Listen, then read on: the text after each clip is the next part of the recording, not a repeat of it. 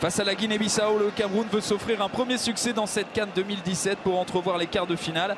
Pour y parvenir, les coéquipiers de Benjamin Moukandjo devront venir à bout d'une équipe de la Guinée-Bissau bien décidée à troubler la hiérarchie de ce groupe 1.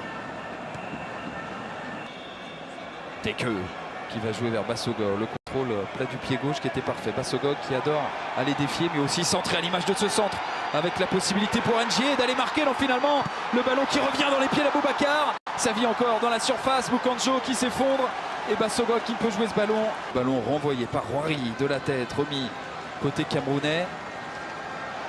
Et Piketty qui enchaîne. C'était magnifique ce qu'a fait Piketty.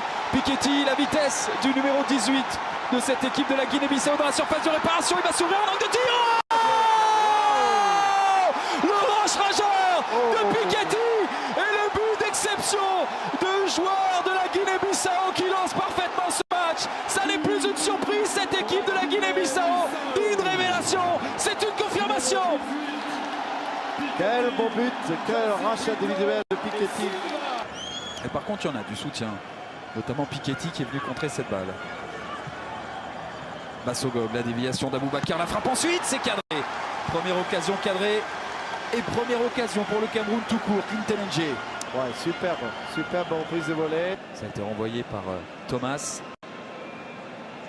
Mais le ballon est dans le camp, encore et toujours, de cette équipe de la Guinée-Bissau. Long centre, la remise bien jouée d'Aboubacar, la frappe ensuite de Moukandjo. C'était cadré, l'arrêt en deux temps de Jonas. Quinten Ndié, le déboulé d'Ndjé qui marche sur le ballon. Du coup, bien, ça permet à la Guinée-Bissau de respirer.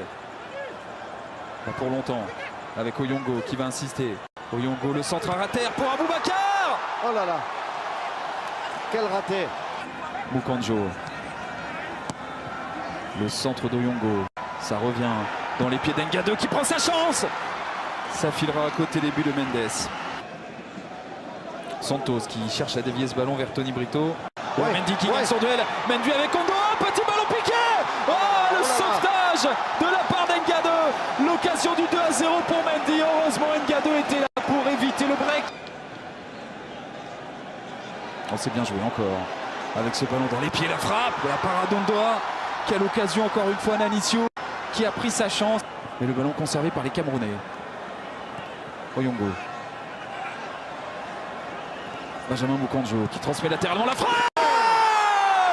Siani égalise une frappe sèche de l'extérieur de la surface. Et le Cameroun est de retour. Magnifique frappe de Siani qui répondait à la frappe de Nianiso de l'autre côté, qui a été arrêté par Ondoa. Suarez qui évolue en Norvège à Strømsgodset. Le ballon dans la surface avec Bassogog qui se fait reprendre par Nanicio mais qui conserve ce ballon. La tentative ensuite. Oh, encore une frappe lointaine pour le salut du Cameroun. Le Cameroun renverse la Guinée-Bissau. Ils étaient menés à 0. Ils marquent par deux fois en un peu moins d'un quart d'heure. Et c'est une frappe ultra puissante d'Ngado qui permet au Cameroun de mener 2-1. Certains supporters camerounais descendent pour être au plus près du terrain et acclamer les leurs. Et au terme de cette deuxième journée, le Cameroun renverse la Guinée-Bissau et prend le pouvoir dans ce groupe A. Un nul et une victoire. La première dans une CAN depuis 2010. Un succès qui permet donc au Cameroun d'aborder avec beaucoup de confiance et un bilan comptable plutôt intéressant le choc et le derby face au Gabon.